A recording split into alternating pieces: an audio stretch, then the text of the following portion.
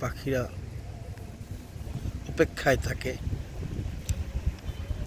কখন একটি মাছ, গাংচিল একটি মাছ, ছোট মাছ ধরে নিয়ে চলে যাচ্ছে।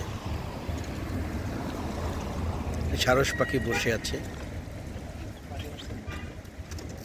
কি চমৎকার একটা পরিবেশ, মনোরম পরিবেশ, দেখার মতো পরিবেশ।